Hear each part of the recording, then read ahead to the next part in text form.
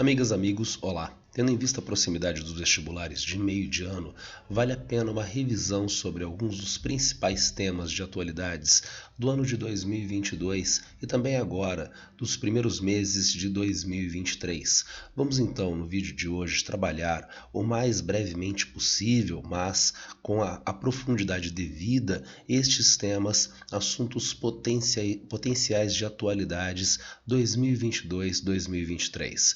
Eu começaria com vocês com Ásia, Taiwan.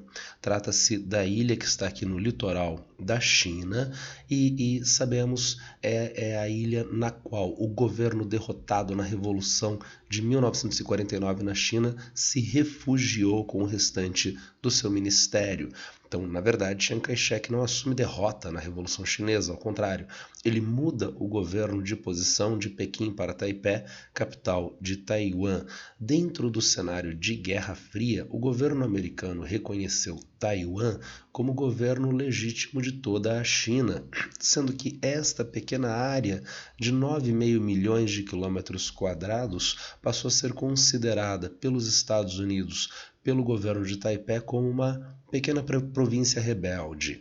Entretanto, na década de 1960, China e União Soviética romperam relações diplomáticas. O governo americano se aproveitou disto para aumentar o racha, as divisões dentro do bloco socialista, se aproximando politicamente da China de Pequim e, eventualmente, anos 1970, efetuando relações diplomáticas entre a China de Pequim e o governo de Washington. A China de Pequim, entretanto, tem um aspecto comum em relação a Taiwan, a consideração de uma única China e, portanto, a imposição chinesa de Pequim. Para reconhecer Pequim como governo chinês, não pode ter relações diplomáticas com Taiwan, e o governo americano aceitou esta demanda. Não apenas o governo americano.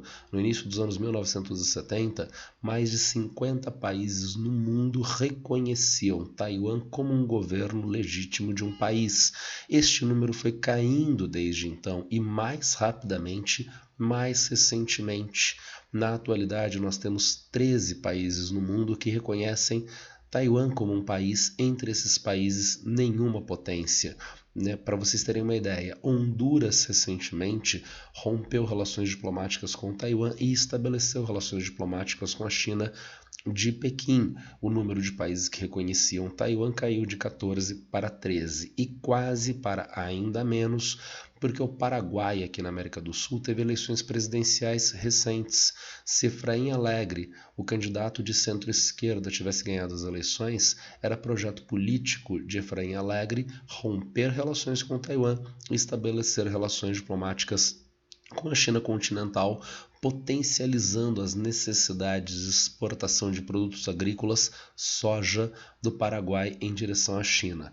Efraim Alegre não ganhou as eleições, quem venceu as eleições foi o candidato de governo, o Sebastián Peña, e Peña vai manter relações diplomáticas com a China de Taiwan, com o governo taiwanês. Avançando aqui para o Mar Meridional da China. Mar Meridional da China, que é uma região muito importante para o comércio mundial. Entre 35% e 50% do comércio mundial em valor passa por esta região do Mar da China Meridional. Esse comércio é tão intenso porque são as matérias-primas e componentes que são levados à China, considerada nos últimos anos a indústria do mundo. São mercadorias finais e peças, componentes processados aqui na China, comercializados em escala mundial. A China tem, portanto, o maior interesse de controle sobre a região, tensionando em soberania nestas áreas com os outros países da área, como é o caso das Filipinas, como é o caso da Malásia, como é o caso do Vietnã. Claro que o Vietnã não tem poder diante da China nas relações internacionais. O Vietnã não tem poder por ele, mas ele ganha um poder delegado. Trata-se de uma pressão por procuração. É o governo americano que dá força a esses países na região para pressionar contra a China, contra a demanda de controle chinês nestas regiões. Não se trata da única área marítima que tem forte valor comercial e geopolítico. nós encontramos outras no espaço e no tempo. É o caso, por exemplo, da Rússia-Mar Negro, inclusive com as confrontações que nós encontramos agora entre Rússia de um lado, OTAN, Ucrânia de outro lado. Trata-se do Mar Negro, a gente vai ver na sequência, é a principal porta de entrada e saída das exportações da velha União Soviética e da Rússia na atualidade. Daí a demanda russa de não haver entrada, ingresso da Ucrânia na OTAN, mantendo controle russo sobre o Mar Negro. E há quem tenha reservas em relação à Rússia, à China. Então vamos colocar um país diferente supostamente desses, os Estados Unidos. No final do século XIX, entrada do século XX, a criação do Canal do Panamá. O Canal do Panamá é importante eixo de ligação entre a costa leste e oeste dos Estados Unidos naquele momento, e daí o controle americano sobre esta região do Mar do Caribe, uma superutilização da doutrina Monroe nesta região na forma de corolário Roosevelt ou doutrina do Big Stick. Pode ser então o Mar do Caribe para os Estados Unidos do início do século XX, pode ser o Mar Negro para a velha União Soviética, para a Rússia, ou o Mar da China Meridional para a China na atualidade. Há quem suscite ainda, e caiu no vestibular da Unicamp, né, a importância desta área em potenciais recursos de combustíveis fósseis, petróleo e pesca. São recursos importantes, mas eles não têm o relevo da importância do controle para a atividade comercial. Então a gente pode colocar esses três fatores: potencial de exploração de petróleo, efetivação de exploração de pesca e também o controle das rotas comerciais, mas lembrando, este último é o fator mais importante. Ainda na Ásia, China, Tibete. Tibete que historicamente aparece como um recurso de dilapidação política simbólica para o governo chinês desde a pressão ocidental. Segundo o Ocidente, o governo chinês faz um processo de limpeza étnica no Tibete. Mas isso é difícil de ser caracterizado. Na verdade, o Tibete era uma teocracia absolutista em governo de Dalai Lama até os anos 1940. Quando a China passa a ocupar o Tibete a partir dos anos 1950, passa a haver um processo de modernização. Modernização é um processo de transição do agrário para o urbano industrial. Modernização é um processo de burocratização da sociedade. Ao invés de contar as relações tradicionais de poder, as relações carismáticas de poder, contam os processos objetiva, burocraticamente estabelecidos na sociedade. É isso que a gente tem no Tibete mais recentemente, e não um processo de limpeza étnica. Tanto que dificilmente nós vamos encontrar no Tibete alguém que valide. A gente dificilmente vai encontrar hoje no Tibete alguém que valide o velho governo do Dalai Lama até os anos 1940. Não deixa de haver problemas, entretanto, na utilização econômica do Tibete pela China na atualidade, na medida em que, por exemplo, a construção de hidrelétricas para abastecimento de energia elétrica da economia chinesa, que tem uma fome voraz em relação a este recurso, mas as hidrelétricas estão em uma bacia, a bacia do Mekong, que segue para outros países da península da Indochina. E é um problema de uso partilhado das águas, a maneira através da qual a China represa esse recurso água no seu território, no alto curso da bacia, pode dificultar o uso econômico e social da água no restante do território, criando uma complicação diplomática para o governo chinês. Ainda na China, na Ásia-China, nós encontramos Xinjiang e os uigures. Uigures são um povo nativo da Ásia Central e que aparecem majoritariamente nesse território noroeste da China chamado Xinjiang. Nesta área, como eu disse, tal qual no Tibete, há recentemente um forte processo de modernização. Ainda hoje aparecem em livros didáticos de geografia que o Xinjiang tem economia baseada em camponeses seminômades nômades. É um absurdo total. Trata-se de uma das principais áreas da China produtoras de algodão em formato agroindustrial, além da extração de combustíveis, carvão e petróleo, principalmente petróleo e gás natural. E esses processos de exploração econômica só podem ser efetivados a partir, de novo, da modernização da sociedade, que pressupõe processos burocráticos que pautam as relações sociais, processos burocráticos que pautam as relações políticas, né? E isto não chancela, em hipótese alguma, a ideia de limpeza étnica da região. A pressão de segurança do governo chinês nessas áreas, sim, existe. Entretanto, são áreas que são cercadas por outros países muçulmanos, eu diria, de maioria de população muçulmana. Eu diria para vocês aqui, olha, o Afeganistão e o Paquistão, onde os governos têm dificuldade de controle do território e há reconhecidamente grupos terroristas ligados ao extremismo islâmico nestas regiões. Será que esse extremismo islâmico poderia avançar sobre o Tibete mais facilmente? Não, devido à heterogeneidade cultural, islamismo sunita, e aqui nós temos budismo tibetano, mas aqui nós temos islamismo sunita, assim como no Xinjiang uigur, e portanto há uma facilidade de entrada desses elementos ligados ao extremismo islâmico sunita nessas regiões chinesas, já havendo um histórico de atentados terroristas na região. Não é apenas a expansão. O elemento terrorista não entra no Xinjiang alegremente.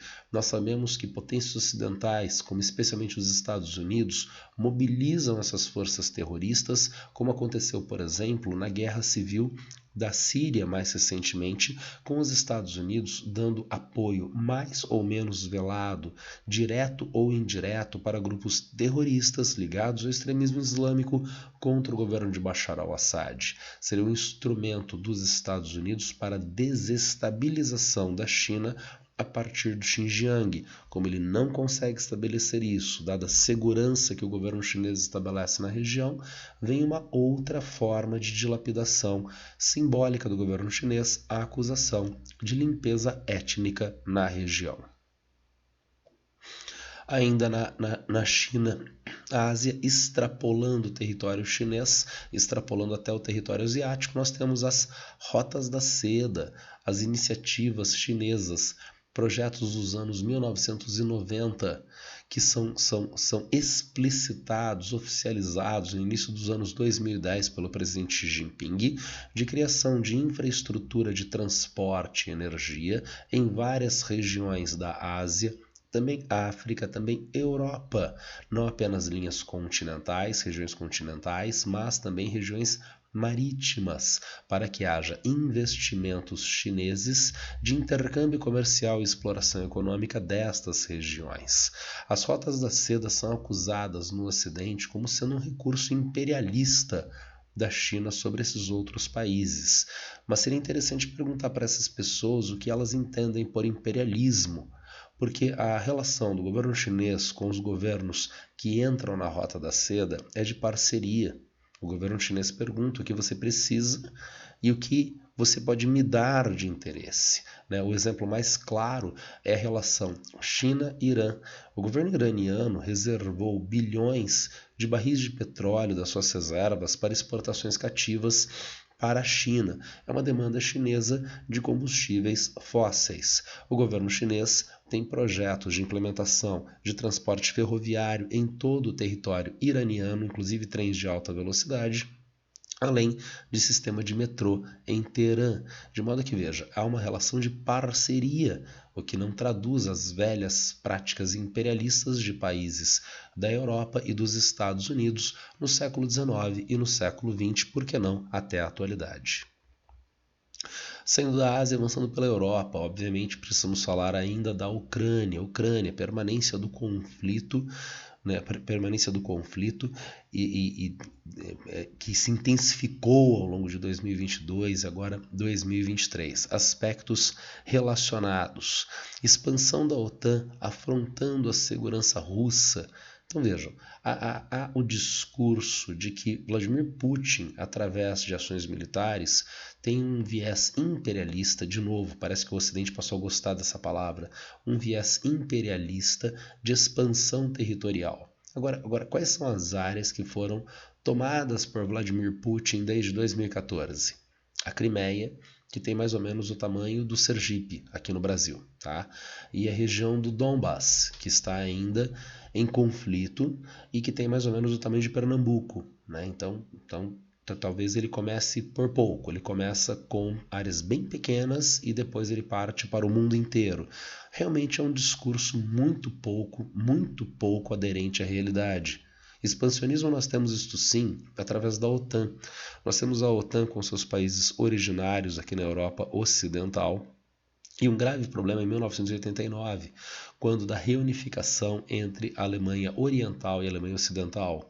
A Alemanha Oriental era um país comunista e membro do Pacto de Varsóvia.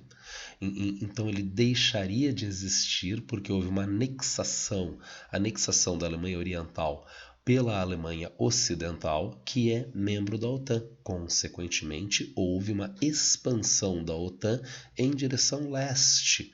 Mas o que à época o secretário de Estado James Baker atestou para o presidente da União Soviética, Mikhail Gorbachev? A velha expressão da polegada. A Alemanha Oriental sim, e nenhuma polegada a mais. Vejam quantas e quantas polegadas foram colocadas a partir da Alemanha Oriental em direção leste e potencialmente a Ucrânia a partir de 2013, ou melhor, 2014, o golpe de Estado que derrubou o presidente pró-russo Yanukovych. Lembra que eu acabei de falar sobre Mar da China Meridional? Olha a extensão de Mar Negro para o litoral da Ucrânia, e portanto isto vulnerabilizaria enormemente a segurança russa no que diz respeito a exportações e importações. Ainda mais, vejam, a Rússia gosta tanto do litoral do Mar Negro, apesar de ela ter muito litoral. A velha União Soviética tinha nada mais nada menos que 37 mil quilômetros de litoral, comparativamente ao Brasil, que tem um litoral bastante extenso, o maior litoral do mundo voltado para o Oceano Atlântico, 7 mil quilômetros. A União Soviética tinha 30 mil quilômetros a mais de litoral do que os 7 mil brasileiros. Só que vejam, este litoral é de baixa utilização, baixo dinamismo econômico. Estes litorais se congelam especialmente durante o inverno. Este litoral não se congela nunca. E por isso isto tem maior valor econômico para a Rússia, valor geopolítico. Eu e a Rússia sabemos disto e os Estados Unidos também sabem. Daí a demanda americana de introdução da Ucrânia na OTAN para vulnerabilizar o controle russo sobre esta região. Ucrânia, que não é formada por populações de fala exclusivamente ucraniana. Nas partes centrais e principalmente orientais, meridionais do território ucraniano, nós temos maiores percentuais de população de fala russa, que passaram a sofrer perseguições mais explícitas do governo ucraniano a partir do golpe de Estado de 2014, com a derrubada do Yanukovych. A própria imprensa americana veiculava isso com uma certa fluidez até o início da guerra. Começada a guerra no ano passado, daí de repente desaparecem essas informações e parece que existe todo um povo ucraniano unido contra o invasor malvadão russo. A Rússia invadiu a Ucrânia, isso não é previsto no direito internacional, isto é um problema, mas pensar o problema apenas no direito internacional e num país invasor e num país invadido é de uma cegueira, é de um alcance extremamente limitado para o entendimento do fenômeno em última instância. E ainda nós temos um último problema, né? A explosão do gasoduto Nord Stream 2. Nós temos o gasoduto que era da Gazprom, né? E levava gás da Rússia até a Alemanha, até a União Europeia. O gasoduto explodiu no ano passado e ninguém sabe ao certo por que houve essa explosão. Entretanto, o vencedor do prêmio Pulitzer nos Estados Unidos, um jornalista investigativo, identificou que, segundo as suas fontes, foi a OTAN que explodiu isto para inviabilizar qualquer dependência da União Europeia em relação ao fornecimento de combustíveis da Rússia. É interessante porque o então primeiro-ministro da Alemanha, Olaf Scholz, disse quando da explosão do gasoduto que os autores pagariam por isto, e agora ele prefere desconversar quando ele é perguntado sobre quem explodiu o gasoduto, se foram os Estados Unidos.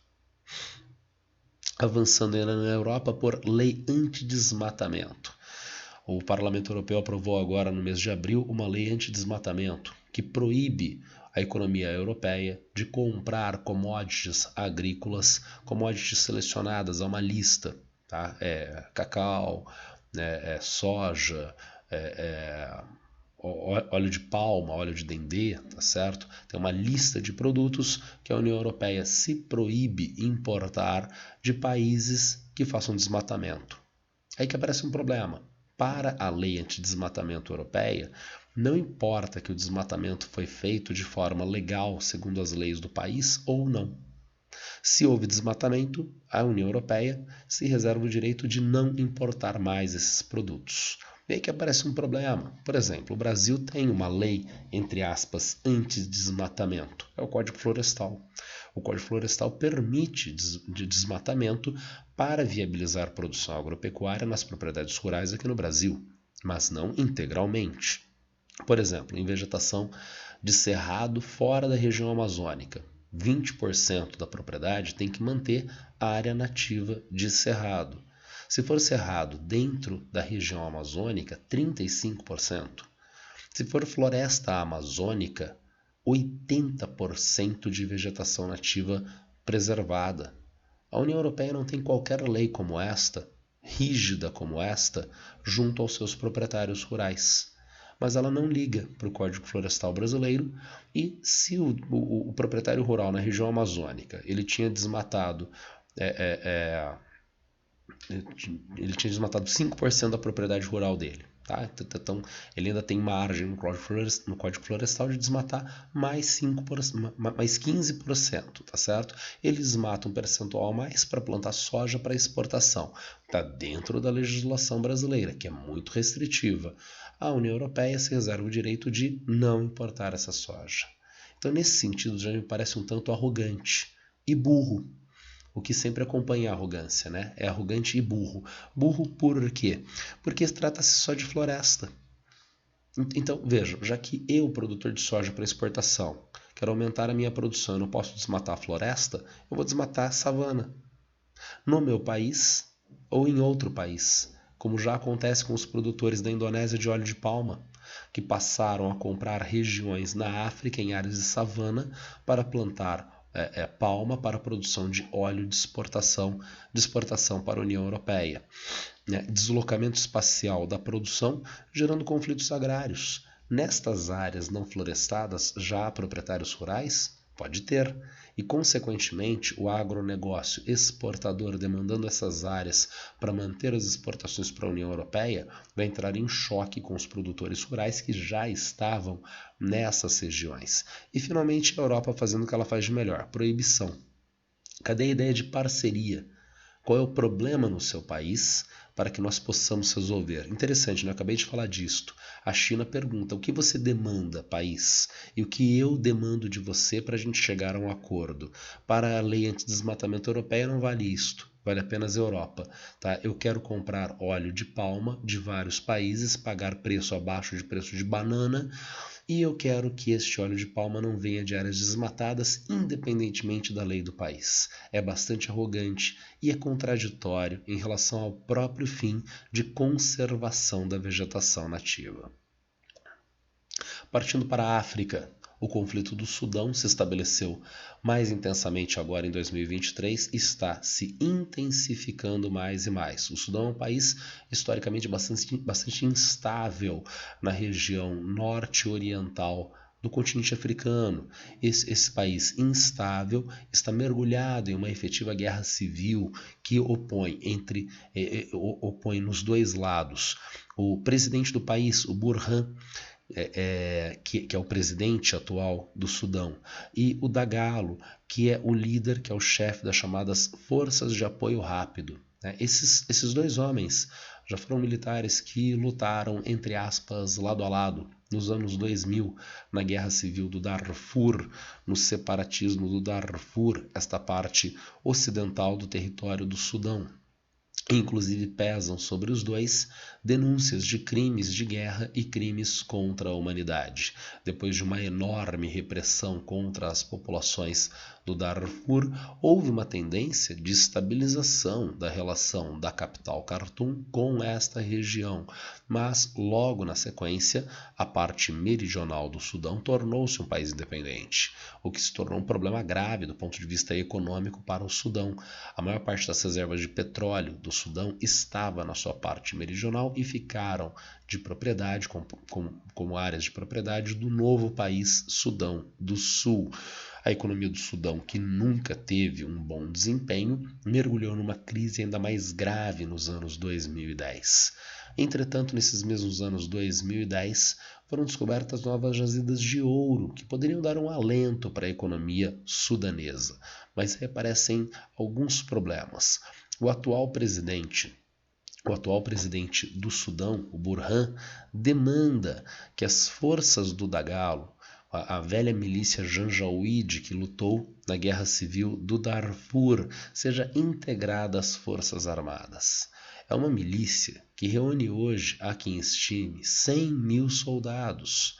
Ela é bastante numerosa. As Forças Armadas do Sudão têm um pouco mais do que esse número de soldados. Agora vejam, o Dagalo hoje é um homem forte equivalente ao Burhan dentro do Sudão. Se as suas forças são incluídas nas forças militares do Sudão, ele vira mais uma pessoa dentro da hierarquia militar do país, apenas isto. Então, ele não quer perder poder. E segundo, ele não quer perder recursos econômicos que se desdobram em recursos políticos. É o caso principalmente das jazidas de ouro. As jazidas de ouro estão nas áreas controladas pelas milícias chamadas hoje de Forças de Apoio Rápido do Dagalo, e a demanda do presidente Burhan de regulamentação política e econômica dessa exploração de ouro. São dois fatores importantes que ajudam a entender a tensão entre esses dois personagens que coloca o Sudão na atualidade em um cenário prático de guerra civil. Passando para o Brasil, a PEC 2630 é um assunto muito forte em atualidades. Trata-se de um recurso internacional mundial de regulamentação das big techs, de regulamentação das plataformas de internet, das redes sociais. Por que disto? Porque essas plataformas têm se tornado vias de veiculação de notícias falsas e de extremismo político. Através disto, fenômenos colocam em risco a segurança das pessoas. Recentemente, aconteceu mais um caso, não foi o primeiro, infelizmente não deve ser o último, de uma pessoa que foi confundida na rua com, no caso, um ladrão de motocicletas. A pessoa não roubava motocicletas porcaria nenhuma. Ela foi confundida com um ladrão de motocicleta por notícias espalhadas em redes sociais. Esta pessoa foi presa por transeuntes, espancada até a morte. Então a veiculação de notícias falsas, de notícias inadequadas através das redes sociais, coloca a segurança das pessoas em risco. Não apenas a segurança das pessoas, a segurança da democracia, como é o caso, por exemplo, da invasão do Capitólio, da invasão dos prédios públicos no Brasil, no dia 8 de janeiro agora deste ano, por exemplo, o episódio do Brexit, que se valeu fartamente de notícias falsas veiculadas nas redes sociais.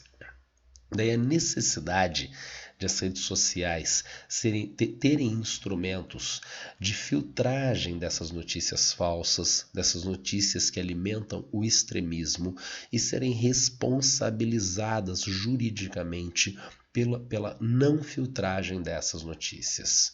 As redes sociais defendem que elas são uma espécie de praça pública. Então, a praça não pode ser processada porque uma pessoa gritou cânticos nazistas na praça. A pessoa é processada, a praça não. Mas Vamos nos lembrar, recentemente o Google colocou no seu buscador um link de crítica, um link que mandava para páginas que criticavam o PL 2630. Praças costumam fazer isto com a gente? Eu acho que não.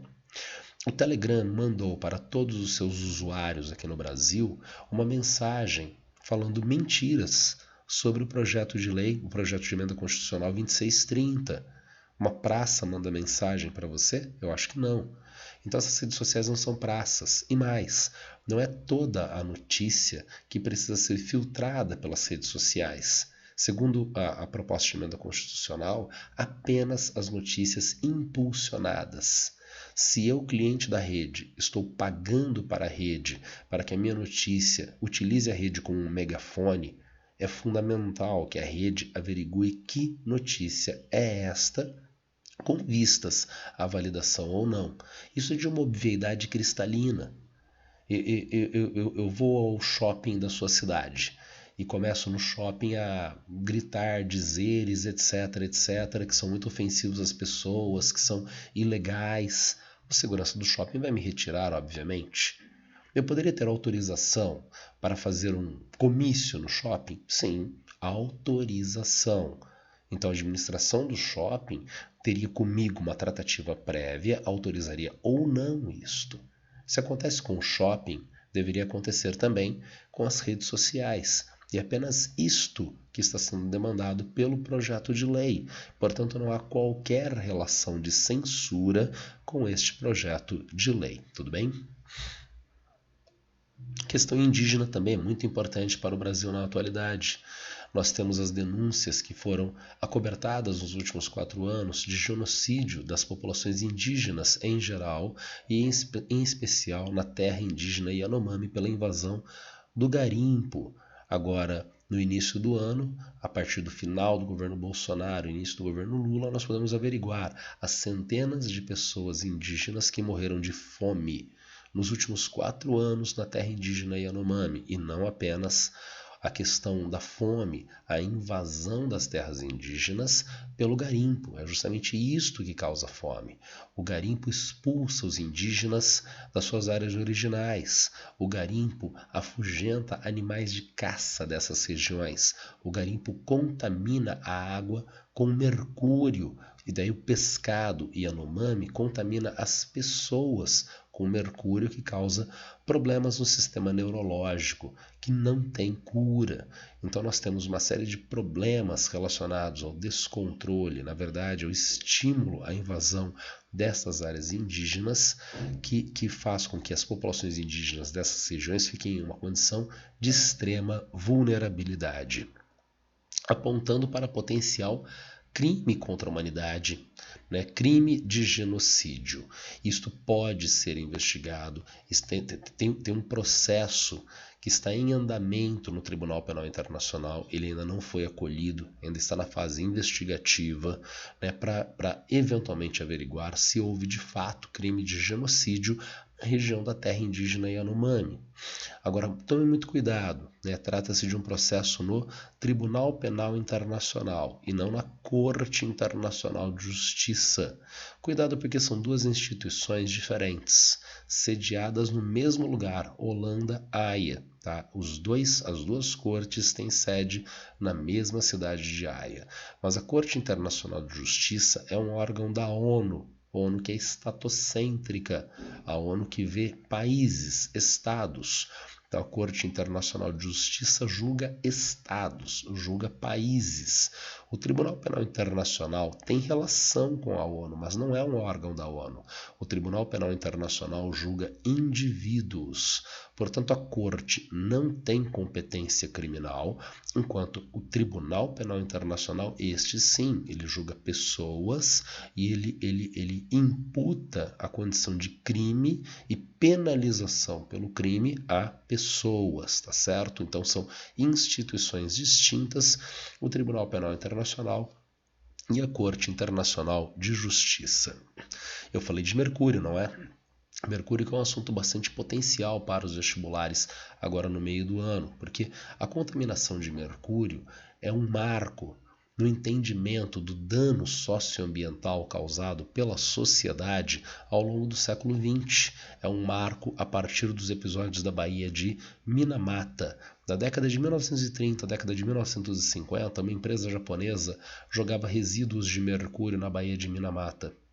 As pessoas passaram a apresentar sintomas diversos, problemas de saúde diversos, ligados principalmente ao sistema nervoso, mas só eventualmente as investigações biomédicas identificaram que isso estava relacionado com a contaminação de mercúrio por parte desta empresa, lá nos anos 1950. Do ponto de vista do ambientalismo, este episódio é muito importante, porque esse episódio mostra para nós, do ponto de vista do entendimento dos problemas ambientais, como os problemas ambientais são de origem social, não apenas em uma sociedade organizada de forma urbano-industrial a partir de uma lógica científica para maior produção e produtividade à luz do capitalismo. Se a ciência organiza essa sociedade dita tecnocientífica, é essa mesma ciência que pode munir a sociedade de recursos para identificar esses malefícios criados pela atividade econômica com vistas à sua mitigação, com vistas à sua contenção. Tudo isto foi tematizado a partir dos episódios na Baía de Minamata. E se a terra indígena Yanomami, boa parte da região norte, as populações indígenas dessa parte do Brasil estão fortemente contaminadas com mercúrio ligado ao garimpo de ouro, eu acabei de falar para vocês, o Sudão também tem extração de ouro cada vez mais intensa, agora na década de 2010, e o mesmo problema ocorre para as populações sudanesas, contaminação de mercúrio, problema socioambiental. Finalmente, o relatório do IPCC.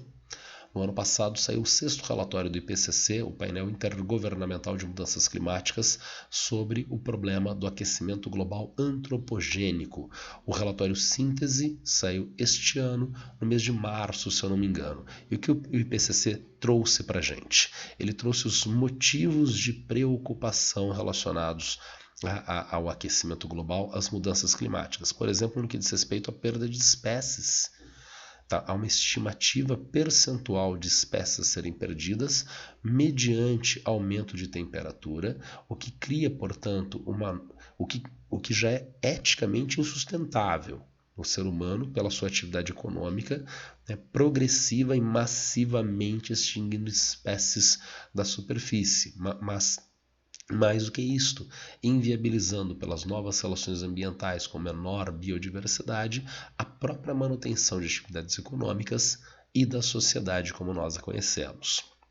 Mais ainda, problemas de aumento de temperatura que reduzem a quantidade de água disponível para abastecimento de populações e para atividades econômicas, como transporte, como produção de energia, como irrigação. O IPCC ainda identificou problemas relacionados, vejamos, ao aumento projetado dos danos diretos causados a enchentes é de 1,4 vezes a 2 vezes maior a 2 graus de temperatura, 3,9 vezes maior a 3 graus de temperatura. Danos causados, problemas de desastres naturais ligados às mudanças climáticas, que são mais intensos junto a populações mais vulneráveis. Quem são as populações mais vulneráveis? Mulheres, que frequentemente são chefes de família, né? As populações indígenas, as populações negras, as populações pobres são mais vulneráveis. Daí o risco de impactos graves que aumentam o risco de impactos graves aumenta com cada incremento de temperatura durante o overshoot. O que é overshoot? Há um limite de 1,5 graus estabelecido pelo IPCC lá no Acordo de Paris de 2015. Até 1,5 graus há mudanças climáticas que exigem medidas adaptativas, que ainda pode estar dentro de um âmbito de previsibilidade. Acima de 1,5 graus, não mais.